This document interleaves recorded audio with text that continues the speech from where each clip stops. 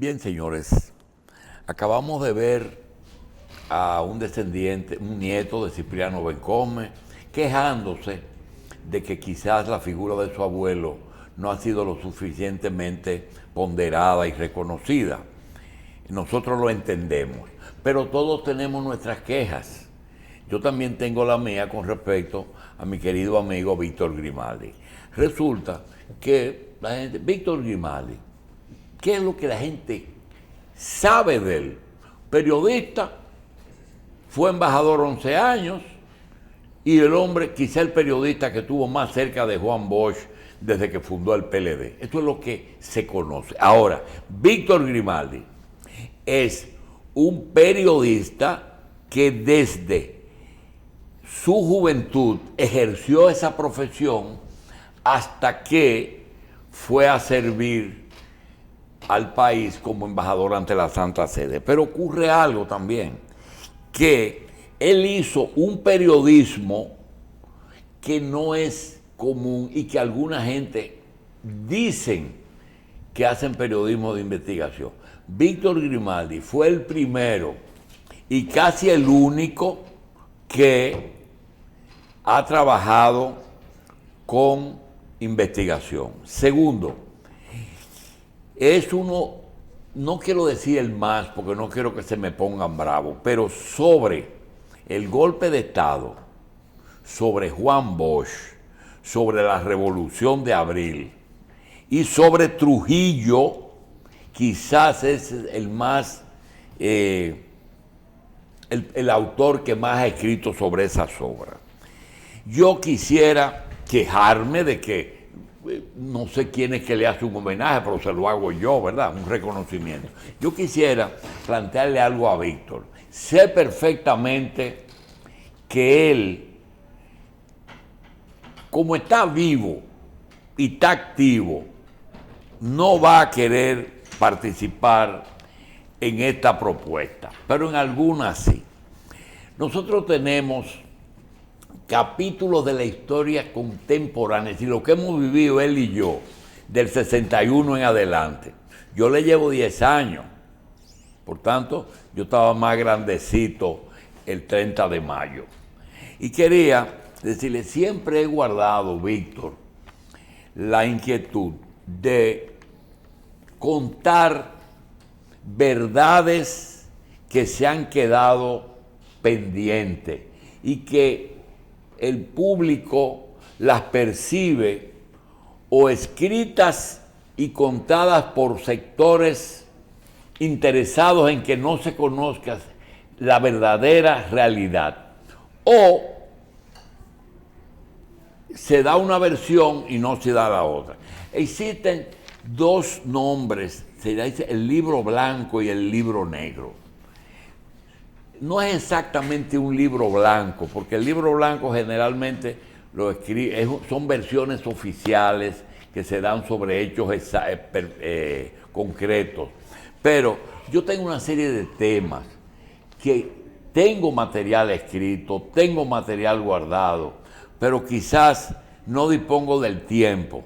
Por ejemplo, el tema de los italianos en República Dominicana.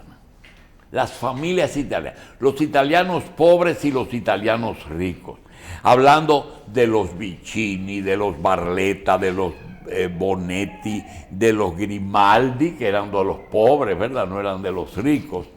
Y nosotros hablar sobre su incidencia en el país. Ahora mismo acabamos de hablar con un descendiente de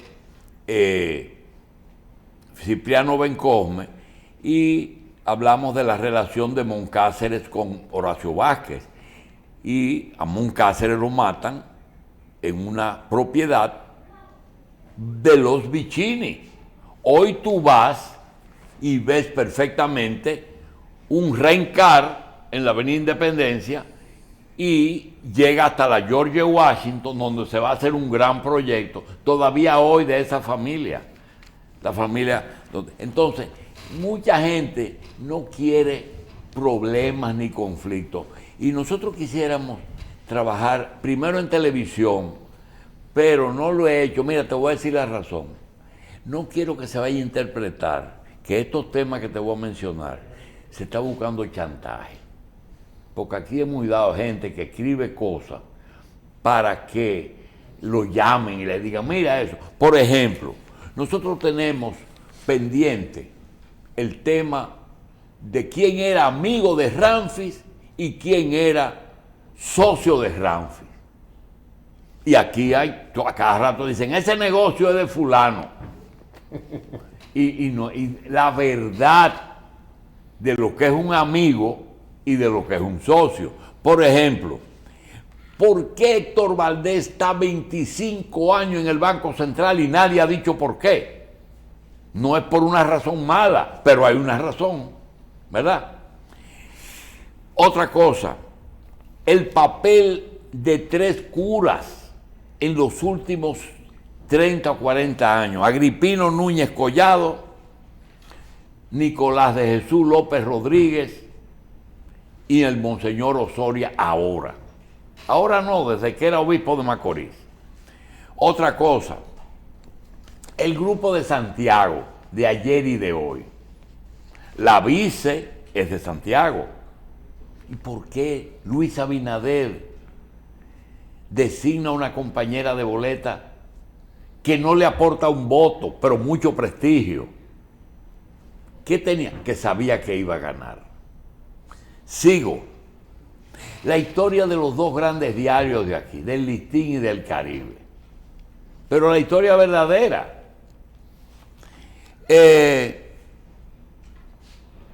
Con respecto al PSD, ahora mismo, el otro día se lo mencioné a José, Partido Comunista Dominicano, Narciso Isa Conde, José Israel Cuello, eran los jefes de ese partido.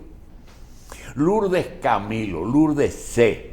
y Lourdes Contreras, las esposas de él, y madres de Federico Cuello y de Pavel Isa. Ese producto de los hijos de la izquierda, que son hoy, y los hijos del PRD.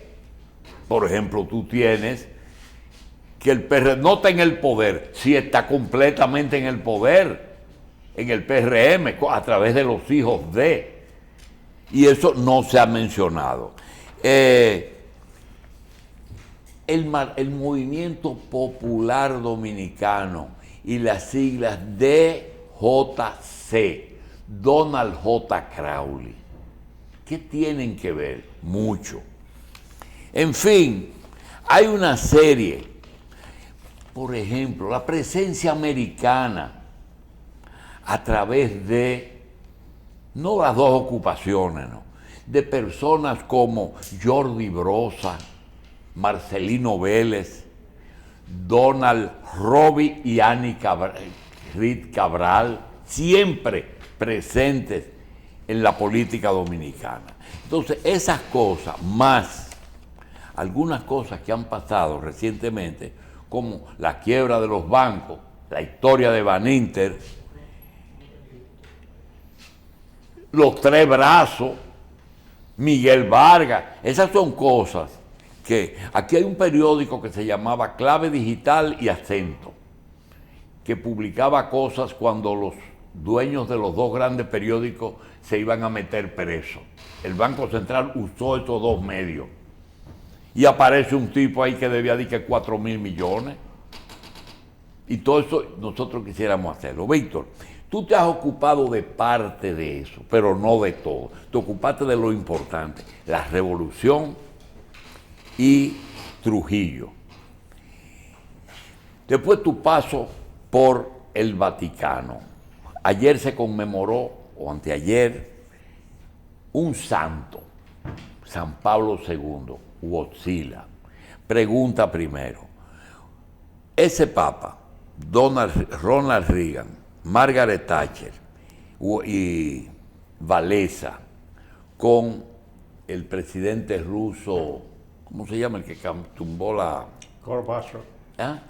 Mikhail Gorbachev. Gorbachev. Esa gente fue que se llevaron la cortina de hierro. Yo tengo aquí 2 libros precisamente que hablan de ese tema, de un autor. No son tuyos, ¿verdad? No. Pero yo conozco al autor, lo conocí en Roma. Es un americano, George Waker. Déjalo ahí. Estos 2. Y él dice aquí, el autor, que una vez conversando con el consejero nacional de seguridad de los Estados Unidos, que era el consejero nacional de seguridad del presidente James Carter, el que conocemos como Jimmy Carter. Y yo lo conozco personalmente desde antes de ser presidente, lo conocí personalmente. Me escribió una carta una vez, la publiqué en un libro mío y la publiqué en los periódicos dándome las gracias por unas publicaciones que hice sobre su gestión en Atlanta cuando era gobernador. Esta es una de las quejas que yo tengo de ti, que eres tú que tienes que hablar de ti, porque no te reconozco. No. Solo yo y mi A experiencia. mí no me interesa que me reconozcan nada porque mi obra está ahí, doctor. Bueno, yo entonces, no busco reconocimiento. Entonces, Brzezinski, que era el el encargado de consejero seguridad, nacional de seguridad del Brzezinski, presidente James Carter, le dijo al autor de este libro sobre Juan Pablo II ¿qué le dijo? que Jimmy Carter, que era el presidente de los Estados Unidos, parecía un líder religioso y que Juan Pablo II Pareció un líder político. era un estadista.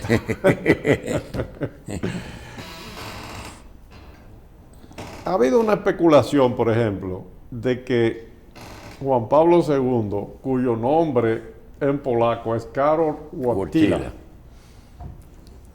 como sacerdote y como Y se merecía, no, espérese. Hay una especulación de que él, antes de ser papa, pero siendo cardenal,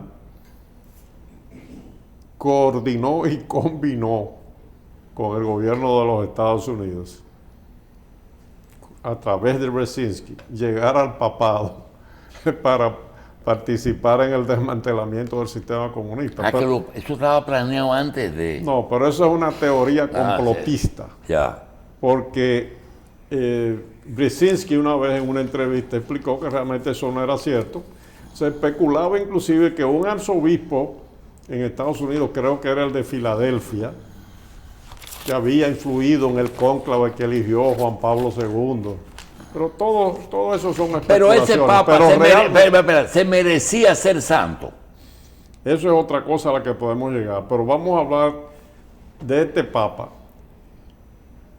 que visitó la República Dominicana. Fue el primer país fuera de Italia que él visitó, la República Dominicana.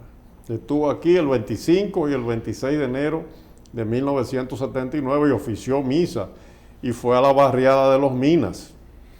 Y ofició una misa ante una multitud de centenares de miles en la Plaza de la Independencia, que hoy se llama Plaza de la Bandera. Bueno, este papa le tocó gobernar desde la época, la Iglesia Católica, desde cuando el presidente era Jimmy Carter. Y Jimmy Carter trazó lo que se llamó la defensa de los derechos humanos, la política de defensa de los derechos humanos. Esa política fue beneficiosa para América Latina, pero fue concebida realmente para producir un movimiento de apertura en la Europa del Este, donde estaban instalados los regímenes fruto de la Segunda Guerra Mundial, del enfrentamiento entre la Unión Soviética y el Occidente. Entonces, ese apoyo que le da a él, el Papa, de origen polaco, el movimiento Solidarność o Solidaridad de Walesa, de Lech Walesa, fue una de las grandes maniobras de tipo político que favoreció la liberación después de esos países, del régimen de su país y de los demás países. Entonces, en ese sentido, él jugó un papel importantísimo en lo que usted llama el desmantelamiento del famoso bloque socialista de origen soviético en los años 80, finales de los años 80 y principios de los años 90. Hay un tema que usted no me ha preguntado y es con relación a un atentado que él sufrió el 13 de mayo Es cuando el turco lo balea. de 1981. Se ha especulado y se ha publicado muchísimo y se han escrito muchísimos libros sobre ese tema. Cuando yo estuve en Roma como embajador, yo conocí al doctor Antonio Marini, que en paz descanse, falleció hace 2 o 3 años atrás.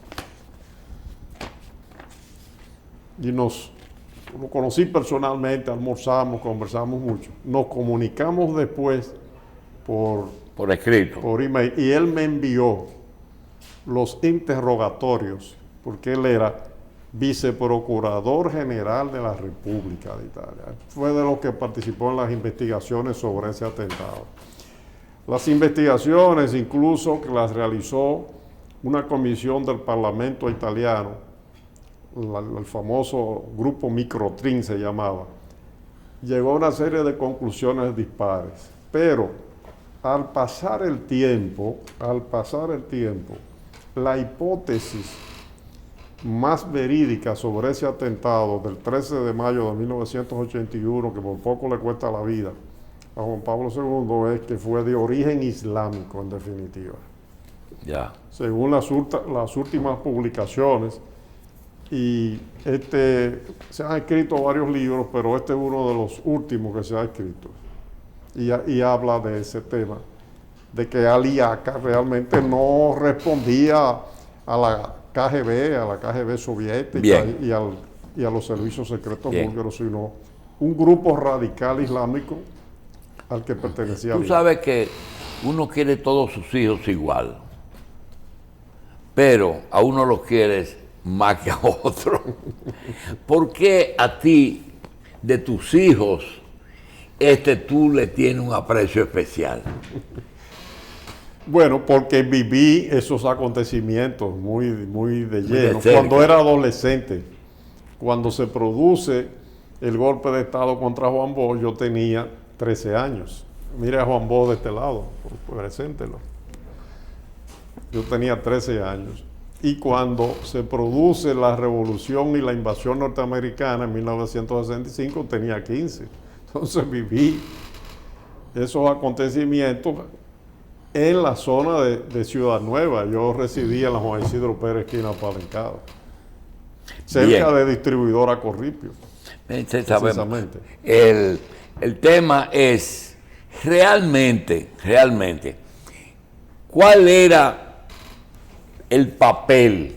Es el reportero que el periódico asigna a los servicios del partido recién creado por Bosch en el 73, o es una función política de un periodista en adición a su función de periodismo, tu cercanía con Bosch? No, es que cuando Juan Bosch llega del exilio, el 20 de octubre de 1961, en el mismo barrio que residíamos. Muy bien, sí, en el Polvorín, entonces en esquina Juan Isidro Pérez, que los dos vivían amigos de la familia, los los Orsini, los Bosch, Milagros, Virgilio. Eso viene de ahí. Muy bien, pero parece que eso se fue más lejos. ¿Tú recuerdas? Milagros Ortiz Bosch es fundadora del Partido de la Liberación Dominicana. Sí, ¿Usted lo sabe? Sí, seguro que sí, tuvo un tiempo ahí, pero hay una cosa. No, tuvo un tiempo no, hasta desde la fundación.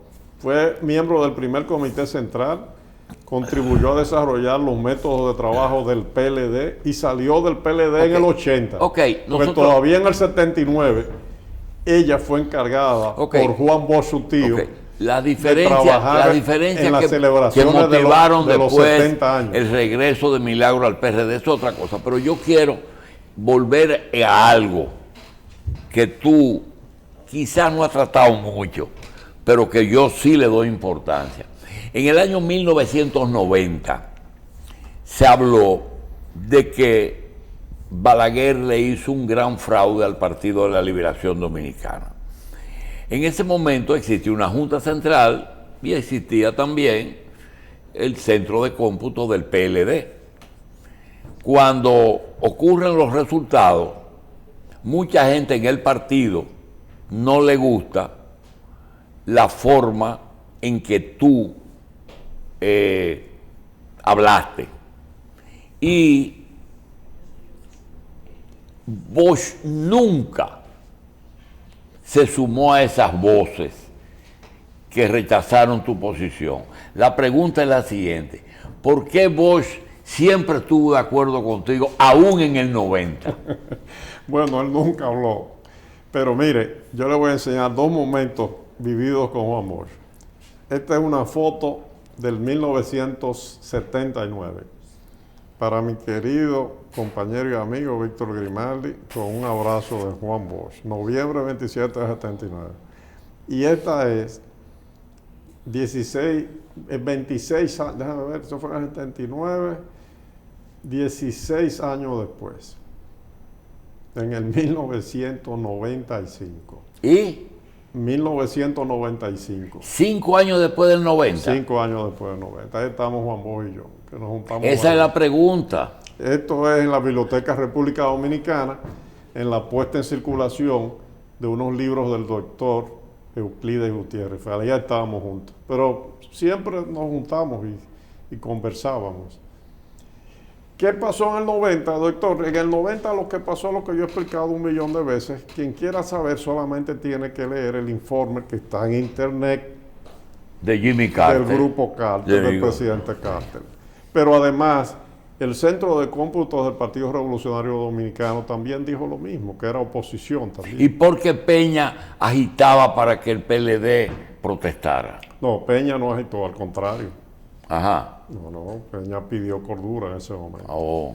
Y fue lo mejor, porque era una minoría además dentro del PLD, gente que se fue del PLD también, que Juan Bosch lo sacó después. Los Bien. que querían llevar al Bien. PLD una aventura. Ok. Esa gente nunca fue del PLD y Ok. Juan Bosch los expulsó. Ok. Estar 11 años en el Vaticano es importante, porque está cerca de donde se corta el jamón.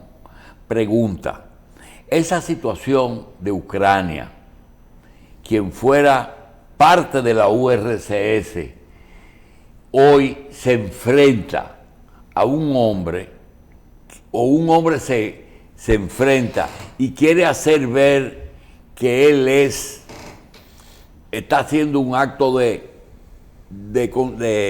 instinto de conservación, es decir, ataca a Ucrania para que la OTAN no utilice a Ucrania. Pero tenemos un problema, y es que no tenemos la verdad, porque las opiniones están muy divididas, Víctor. Hay gente que cree que exponiendo la verdad se ofende a Estados Unidos. Realmente, tú que nunca has tenido que ver con lo que piensa el otro, la verdad, ¿cuál tú crees que es? La verdad es, doctor, que si los Estados Unidos en el 1965 nos hubiesen dado todas las armas que le dieron o que le han dado a Ucrania para defenderse de la invasión que sufrimos en el 1965, si los Estados Unidos nos hubiesen dado tanques, bazookas, misiles y de todo, ¿qué hubiese pasado? No, para enfrentarlo a ellos. No, para defender la democracia. Ah, y la constitucionalidad. ¿Verdad? Seguro. Porque ellos hicieron eso así, en el 65 aquí, ¿verdad? Porque ¿cuál era la amenaza? Yo no sé, mire, el problema de Ucrania, a mí siempre me gusta explicar la cosa con mapa, ¿verdad? Sí. El problema de Ucrania es muy complejo, eso no es tan sencillo. Ahí hay demasiados intereses. Usted me puede agarrar el mapa aquí, mire. Ahí está Ucrania, ¿verdad? Sí. Ahí está. Ahí está Rumanía. Sí. Por cierto, que hay 4.500 soldados ahora mismo en Rumanía de la División Aerotransportada 101 de los Estados Unidos. Y que se están preparando, si es necesario, ir a Ucrania. Vamos a ver si es verdad. Bielorrusia, Polonia, Alemania, Bulgaria, Turquía, etcétera. Esa es una zona de Europa que siempre ha vivido en conflicto. Polonia con los ucranianos con los polacos, con los rusos que están aquí, Rusia, y aquí está Asia con todos los países. Bueno, por ahí cerca se han ocurrido las dos, se originaron las dos grandes guerras en el mundo. Entonces, eso no es un problema tan sencillo, no se puede ver de una manera tan simplista, son demasiados intereses nacionales, siempre han estado peleando, doctor. Así es, esa es su naturaleza. Bien, yo quisiera entonces... Podríamos tratar el tema, pero con tiempo. No, eso es muy complicado. A eso hay que dedicarle tiempo. Bien, vamos a hacer una pausa, darle las gracias a Víctor en este segmento y pausamos.